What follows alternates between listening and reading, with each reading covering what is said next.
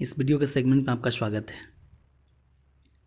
इस वीडियो में मैं बात करने वाला हूं आचार संहिता क्या है। तो आइए जानते हैं आसान भाषा में कि बिहार विधानसभा चुनाव 2020 की तारीखों का जो ऐलान हो गया है और इसी के साथ ही आचार संहिता भी लागू कर दी गई है। लेकिन क्या आप जानते हैं कि जो आचार संहिता क्या है और जो है क्यों इसे जो है लागू किया जाता है, क्या है इसके नियम, आचार संहिता की आवश्यकता क्यों पड़ी? अगर नहीं जानते हैं तो आइए इस वीडियो में इन सभी सवालों के जवाब जानते हैं। क्या होता है आचार संहिता? सबसे पहले तो मैं बताना चाहूँगा कि देश में जो है स्वतंत्र और निष्पक्ष चुनाव कराने के लिए जो है चुनाव आयोग की तरफ से जो है कुछ नियम बनाए जाते हैं, जो विभिन्न नियमों के तहत जो है चुनाव से संबंधित नेताओं और जो है नागरिकों को गाइडलाइन जारी की जाती है। इस गाइडलाइन के द्वारा जो है उन्हें ये सब जो है बताया जाता है कि चुनाव प्रक्रिया के दौरान जो है उन्हें क्या करना है और क्या नहीं करना है। इन्हीं नियमों को कहते हैं आचार संहिता। आचार संहिता को राजनीतिक दलों और जो है चुनाव लड़ने वाले उम्मीदवारों के लिए जो आचरण एवं व्यवहार का पैरामीटर माना जाता है। दिलचस्प बात यह है कि कि आदर्श आचार संहिता किसी भी कानून के तहत नहीं बनी है। यह सभी राजनीतिक दलों की सहमति से बनी है और जो है विकसित हुई है। सबसे पहले 1960 में केरल विधानसभा चुनाव के दौरान जो है आदर्श आचार संहिता के तहत जो है बताया गया कि क्या करें और क्या ना करें। 1962 के लोकसभा आम चुनाव में पहली बार जो है चुनाव आयोग ने इस संहिता को जो है सभी मान्यता प्राप्त राजनीतिक दलों से वितरित किया। इसके बाद जो है 1967 के लोकसभा चुनाव और विधानसभा के चुनाव में पहली बार जो है राज्य सरकारों ने जो है आग्रह किया कि वे जो है राजनीतिक दलों से जो है इसका जो है अनुपालन करने को कहे और जो है लगभग ऐसा भी हुआ जो है। इसके बाद से लगभग सभी जो है चुनाव में आदर्श आचार संहिता का पालन जो है कमोबेश होता रहा है। और गौरतलब है कि चुनाव आयोग समय समय पर आदर्श जो है आचार संहिता को लेकर के राजनीतिक दलों से जो है चर्चा करता रहा है, ताकि जो है इसमें जो है सुधार की प्रक्रिया जो है बराबर चलती रहे।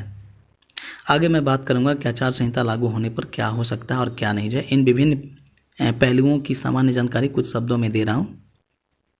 कोई भी दल जो है जाति, धर्म या जो है भाषा के आधार पर जो है भेदभाव नहीं कर सकती है। राजनीतिक दलों की आलोचना कार्यक्रम व नीतियों तक ही सीमित हो, न कि जो है व्यक्तिगत हो। धार्मिक मामलों का जो उपयोग चुनाव प्रचार के मंच के रूप में नहीं किया जाना चाहिए। मत पाने के लिए जो है भ्रष्ट आचरण का उपयोग जो है न करें, जैसे रिश्वत देना, मतदाताओं को जो है परेशान करना आदि। जो है किसी की अनुमति के बिना जो है उसकी दीवार, हाथा या भूमि का जो है उपयोग न करें। किसी दल की सभा या जुलूस में बाधा न डालें। राजनीतिक दल ऐसी कोई भी जो है अपील जारी नहीं करेंगे जिससे कि जो है धार्मिक या जो है जातीय भावनाएं जो है आहत होती हो। सभा के लिए स्थान व जो है समय की पूर्व जो है सूचना जो है पुलिस अधिकारी को दी जानी चाहिए। दल या प्रत्याशी पहले ही सुनिश्चित कर ले कि जो है जो स्थान उन्होंने चुना है वह जो है निषेध तो नहीं है। सभा स्थल में जो है लाउड स्पीकर के उपयोग की अनुमति जो है पहले प्राप्त करें। सभा के आयोजक विघ्न डालने वालों से जो है निपटने के लिए जो है पुलिस की सहायता करें। जुलूस का समय जो है शुरू होने का स्थान, मार्ग और जो है समाप्ति का समय तय कर सूचना पुलिस को दें। जुलूस का इंतजाम ऐसा हो जिसमें यातायात प्रभावित न हो। राजनीतिक दलों का एक ही दिन जो है एक ही रास्ते से जुलूस निकालने का प्रस्ताव हो तो समय को लेकर पहले बात कर लें। जुलूस में ऐसी चीज़ों का प्रयोग न करें जिसका दुरुपयोग जो है उत्तेजना के क्षणों में हो सके। मतदाताओं को दी जाने वाली पर्ची सादे कागज पर हो और जो है उसमें प्रतीक चिन्ह जो है प्रत्याशी या जो है दल का नाम न हो। मतदान के दिन और जो है इसके 24 घंटा पहले किसी को जो है शराब वितरित न की जाए। मतदान केंद्रों के पास जो है लगाए जाने वाले जो है कैंपों में भीड़ भाड़ न हो और कैंप साधारण होनी चाहिए। इस बीच आगे मैं बात करूंगा कि आदर्श आचार संहिता की आवश्यकता क्यों पड़ी। तो मैं बताना चाहूँगा कि एक समय था जब जो है चुनाव में दीवारों पर पोस्टर लगाए जाते थे। लाउड स्पीकर के तेज आवाज़ जो है थमने का नाम नहीं लेता था और दबंग उम्मीदवार जो है धन बल के जोर पर जो है चुनाव जीतने के लिए जो है कुछ भी करने को तैयार रहते थे।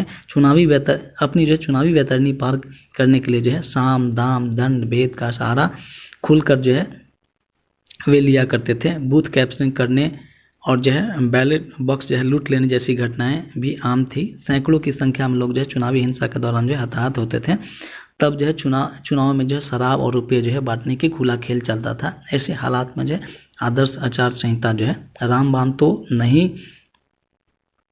थी जो है, लेकिन जो है आशा की किरण बनकर जरूर जो है सामने आई जो है।